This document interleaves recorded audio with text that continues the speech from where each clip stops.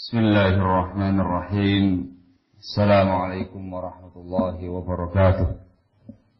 إن الحمد لله نحمده ونستعينه ونستغفره ونعوذ بالله من شرور أنفسنا ومن سيئات أعمالنا. من يهده الله فلا مضل له ومن يضلل فلا هادي له. وأشهد أن لا إله إلا الله وحده لا شريك له. وأشهد أن محمدا عبده ورسوله.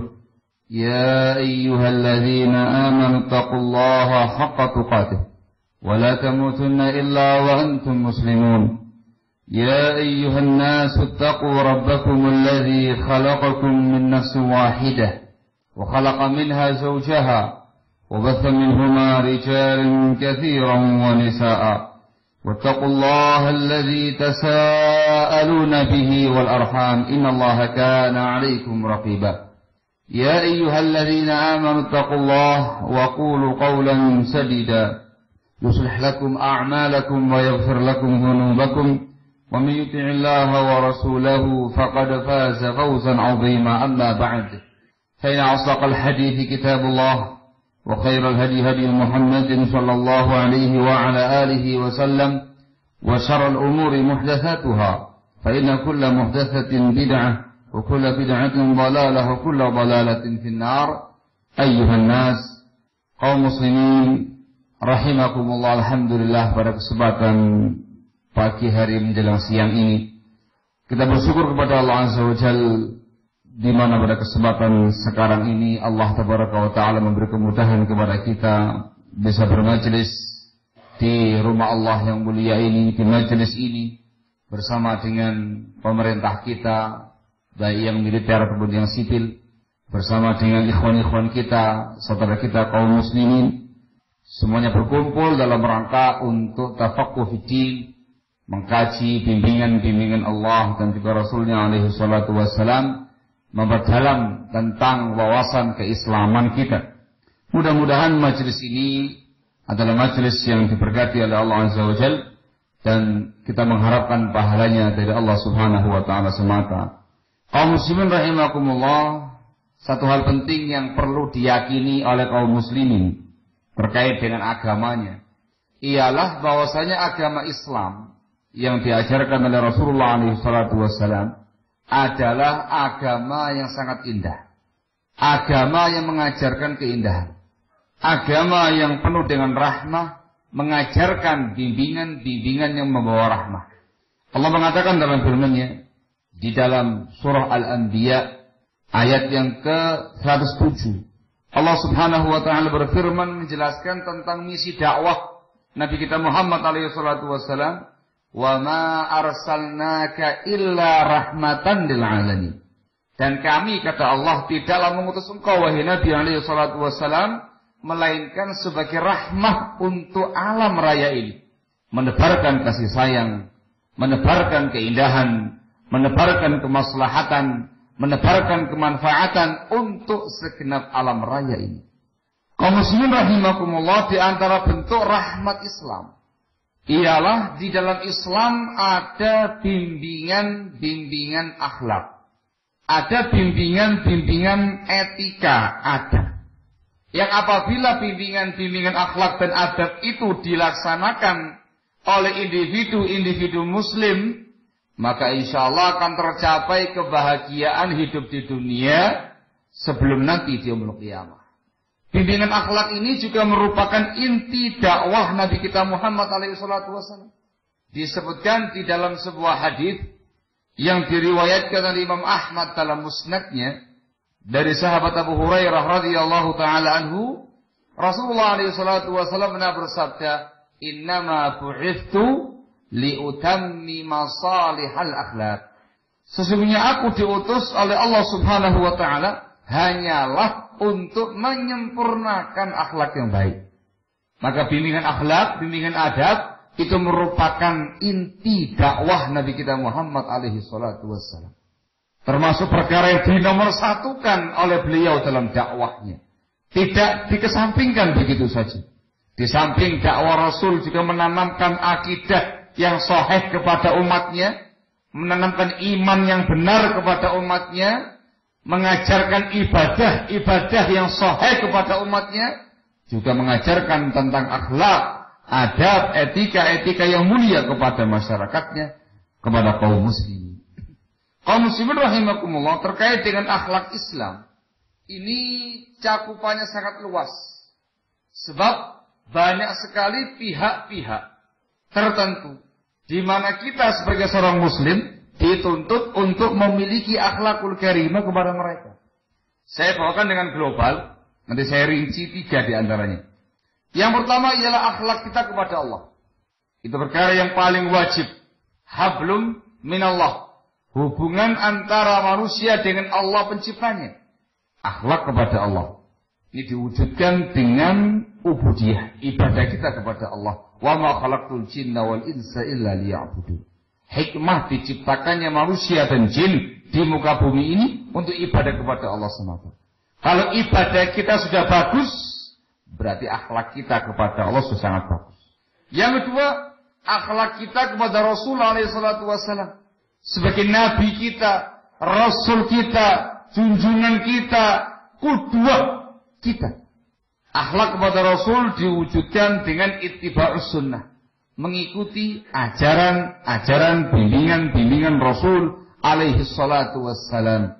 Kita beragama sesuai dengan ajaran Rasul. Kita berakidah sesuai dengan bimbingan Rasul. Kita beribadah, kita berakhlak, kita bermuamalah sesuai dengan bimbingan Rasulullah alaihi salatu wassalam. Allah mengatakan dalam firman-Nya, laqad kana lakum fi Rasulillahi uswatun hasanah.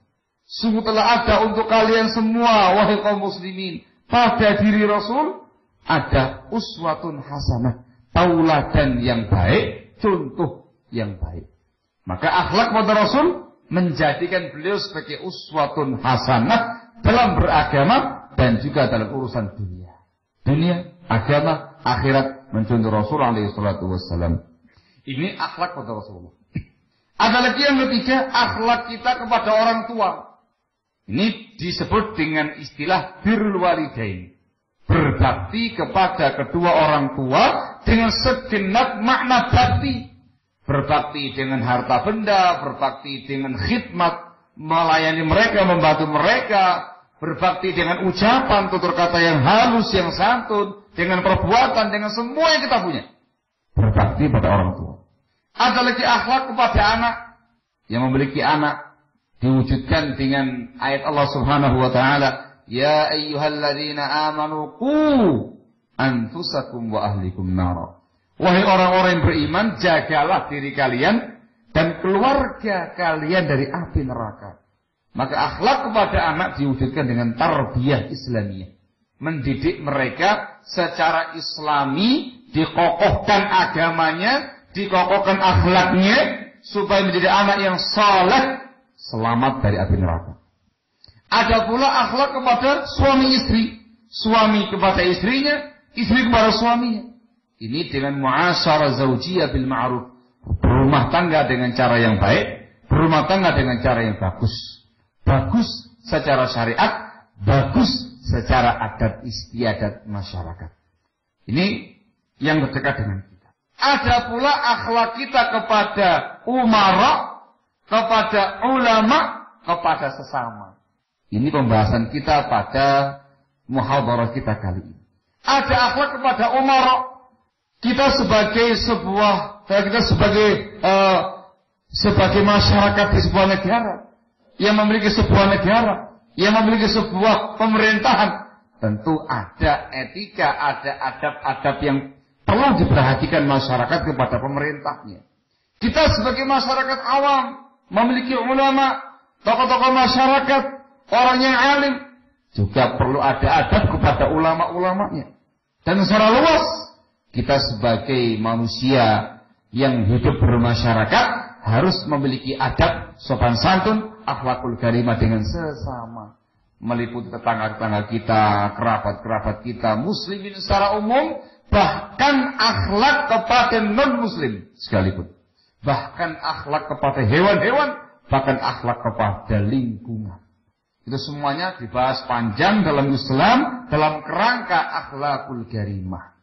Panjang pembahasannya kaum muslimin rahimakumullah. Namun yang kita singgung 3 poin saja. Akhlak kepada umara, pemerintah, akhlak kepada ulama, akhlak kepada sesama. Dan pada kesempatan kali ini akan saya bawakan terlebih dahulu akhlak kita kaum muslimin kepada umara, kepada pemerintah. Kaum muslimin rahimakumullah. Disebutkan dalam Al-Qur'anul Karim, Allah Subhanahu wa taala memerintahkan kita selaku umat Islam, memerintahkan kita selaku umat Islam untuk mentaati penguasanya, untuk mentaati pemerintahnya di dalam perkara-perkara yang baik, baik itu dalam urusan-urusan yang sifatnya agamis atau perkara yang sifatnya duniawi. Yang memerintahkan langsung Allah dalam Al-Quran. Disebutkan di dalam surat An-Nisa ayat yang ke-59. Allah Subhanahu wa taala berfirman, "Ya ayyuhalladzina amanu athi'u Allah wa athi'ur rasul wa ulil amri minkum." Langsung Allah yang berfirman, wahai orang-orang yang beriman, taatlah kepada Allah, taatlah kepada Rasul dan ulil amri di antara kalian. Kalimat ulil amri disebutkan dalam tafsirnya. Hampir seluruh ulama ahli tafsir menjelaskan ulil amri dalam ayat ini ialah para umara, para penguasa, pemerintah-pemerintah muslimin. Di sini ada kata-kata ulil amri minkum, penguasa dari kalangan kalian wahai kaum muslimin. Yakni penguasa yang beragama Islam. Ayat ini sangat tegas. Allah Subhanahu wa taala memerintahkan kita umat yang beriman mentaati 3 pihak. Mentaati Allah, ini mutlak. Mentaati Rasul sallallahu alaihi wasallam, ini juga mutlak. Dan yang ketiga, mentaati penguasanya yang muslim. Ini ayatnya, minkum yang muslim. Di sini Allah Subhanahu wa taala mengatakan ya ayyuhalladzina amanu, memanggil orang yang beriman. Kata para ahli tafsir menunjukkan ketaatan kepada Allah, kepada Rasul, kepada penguasa, ciri-ciri dan tanda-tanda keimanan seseorang. Barakallahu. Kemudian disebutkan dengan lafaz perintah, atiullah. Dalam ilmu bahasa Arabnya ini fi'il amr. Fi'il amr itu fi'il yang mengandung makna perintah. Perintah taat kepada Allah, perintah taat kepada Rasul dan para penguasa. Dalam kaidah ilmu usul fikih yang namanya perintah, hukum asalnya adalah wajib. Sehingga maknanya kaum muslimin rahimakumullah, ayat ini mewajibkan kita taat kepada Allah, taat kepada Rasul, taat kepada penguasa, dan dijadikan sebagai tanda-tanda iman seseorang. Satu lagi, dalam ayat ini Allah Subhanahu wa taala menggandengkan 3 pihak. Allah, Rasul, dan penguasa. Khusus untuk penguasa. Ketaatan kita kepada penguasa itu digandengkan dengan ketaatan kepada Allah dan Rasulnya. Itu menunjukkan kalau kita mentaati penguasa kita yang muslim, itu berarti sama saja kita mentaati Allah dan Rasulnya. Tidak ada bedanya. Sebab digandengkan jadi satu, Allah, Rasul, dan penguasa. Sekaligus menjelaskan kepada kita keutamaan penguasa muslim dalam Islam. Bayangkan namanya, kedudukannya disandarkan, digandengkan dengan Rasul, bahkan dengan Allah Azza wa Jalla. Cuma 3 di sini. Tidak menyebutkan para pedagang. Mohon maaf ya, yang pedagang jangan merasa kecewa. Tidak menyebutkan para pedagang atau para dokter atau apa, enggak. Yang disebutkan penguasa. Allah, Rasul, penguasa. Itu menunjukkan betapa tinggi kedudukan penguasa dalam Islam. Maka kita sebagai rakyat, sebagai masyarakat, secara syariat Islam diwajibkan untuk menjadi masyarakat yang taat kepada penguasanya yang muslim. Ini perintah langsung dari Allah Azza wa Jalla. Ini merupakan akhlak kita sebagai rakyat kepada penguasanya. Yang memerintahkan langsung pencipta kita, Khalik kita, Rabbul Alamin, Allah Subhanahu wa taala. Ini juga merupakan perintahnya Rasulullah SAW. Rasulullah SAW pernah bersabda di dalam hadisnya yang diriwayatkan oleh Bukhari Muslim dari sahabat Abdullah bin Umar radhiyallahu taala anhuma.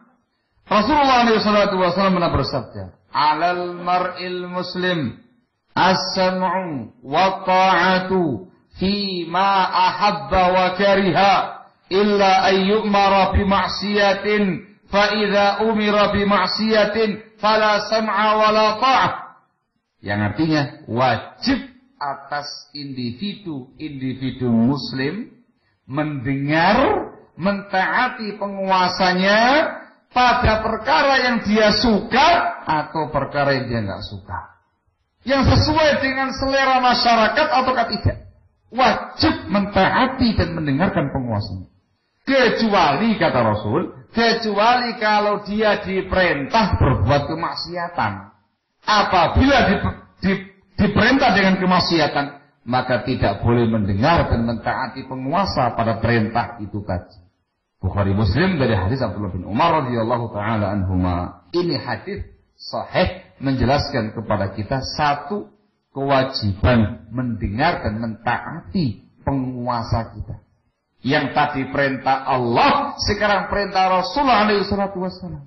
Allah dan Rasulnya yang langsung memerintahkan. Sehingga di sini kaum muslimin rahimakumullah, dorongan umat Islam yang memotivasi kaum muslimin untuk mentaati penguasanya ialah dikarenakan ada perintah langsung dari Allah, perintah langsung dari Rasulnya SAW dalam rangka untuk mendapatkan pahala besar dari Allah Tabaraka wa Ta'ala, menambah keimanan dengan taat kepada penguasanya. Dorongannya bukan duniawi, dorongannya bukan tendensi pribadi, dorongannya bukan karena penguasanya sama-sama dari tawang, bukan. Tapi dorongan ketaatannya itu ialah ini perintah Allah, perintah Rasul SAW. Ini merupakan ciri-ciri, tanda-tanda orang yang beriman, pahalanya sangat besar.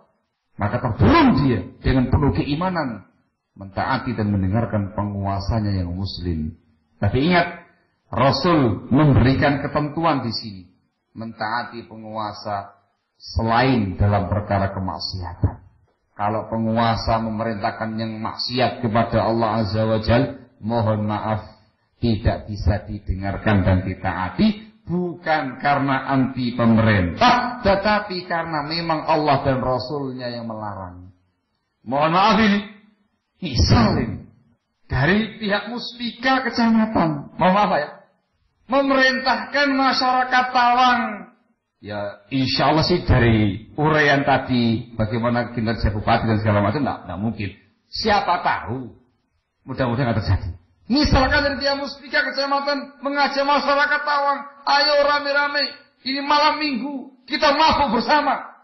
Wah, mohon maaf ini Pak Camat.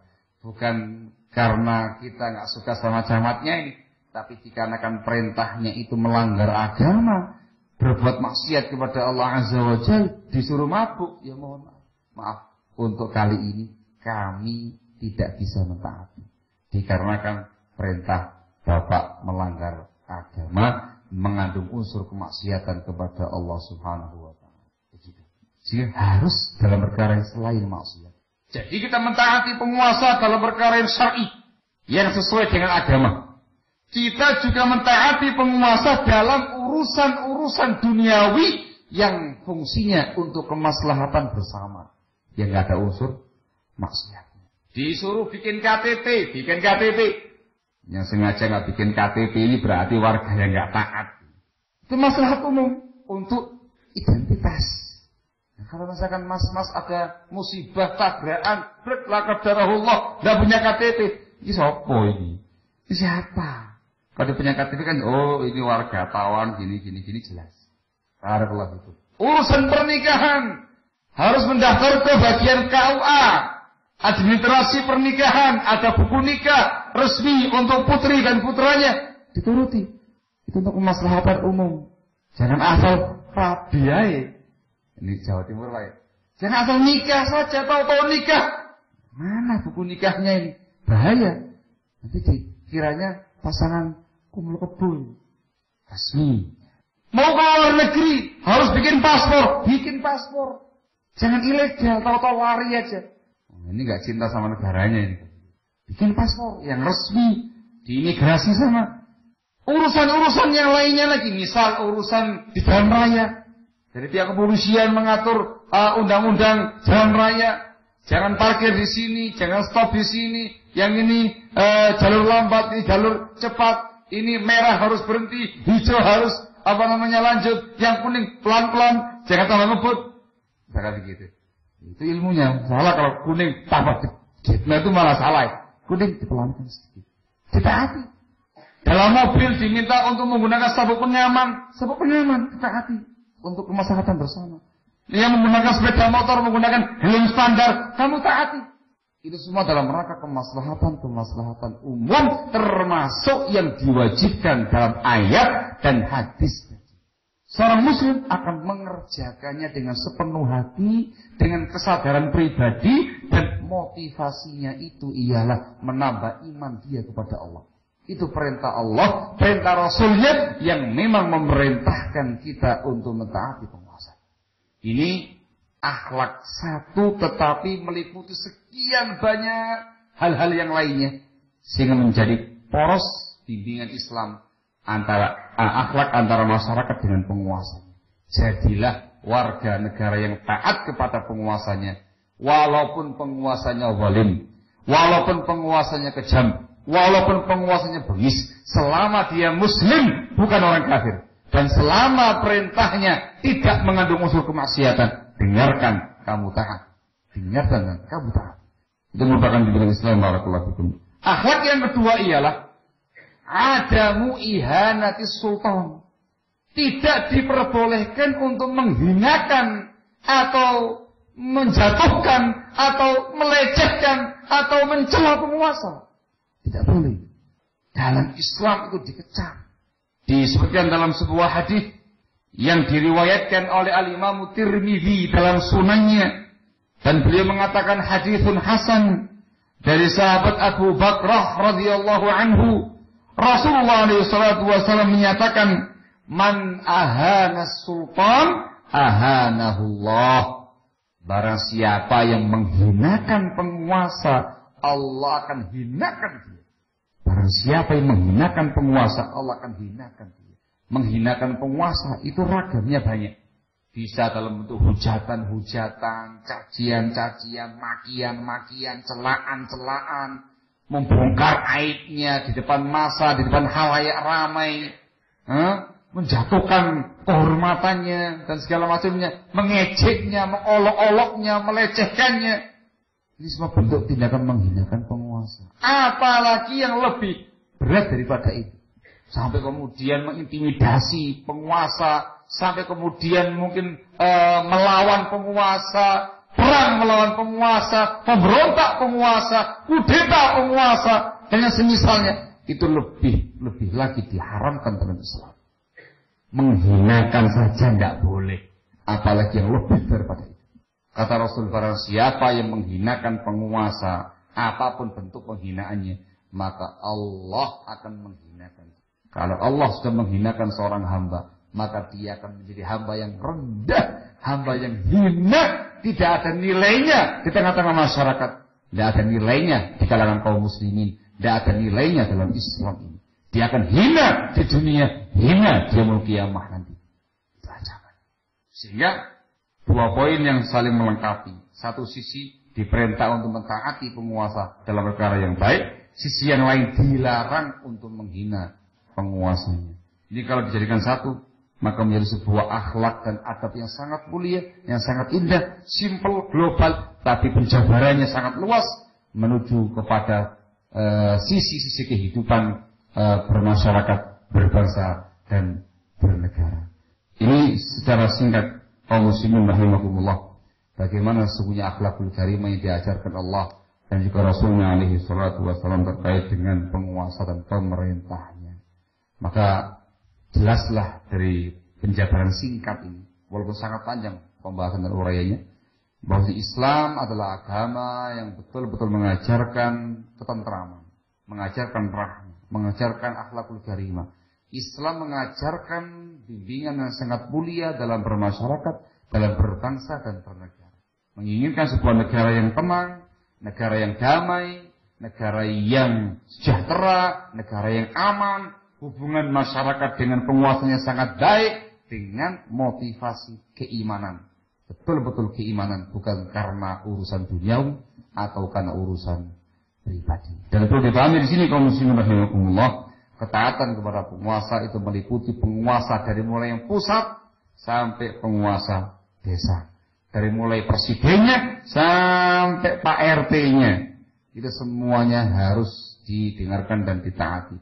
Baik penguasa yang sipil atau penguasa yang militer. Itu semuanya masuk dalam jajaran penguasa kita kaum muslimin sesuai dengan ketentuan-ketentuan tadi. Maka dengan demikian kaum muslimin rahimakumullah, diharapkan kepada kita semua kaum muslimin, terutama masyarakat Tawang dan sekitarnya ini, setelah mendengarkan nas Al-Quran dan juga hadisnya Rasulullah SAW, jadilah sebagai masyarakat yang taat, masyarakat yang baik, masyarakat yang bagus dengan pemerintahnya, membantu mereka dalam menjalankan tugas-tugas mereka, menunaikan kewajiban sebagai masyarakat, mendengar mentaati penguasa dalam perkara yang baik, bukan dalam perkara maksiat, dan jangan sekali-kali berani merendahkan atau menghinakan penguasanya dalam bentuk apapun penghinaan tadi, sebab akan membawa kebinasaan dia pribadi, kebinasaan dunia, dan kebinasaan di akhirat nanti.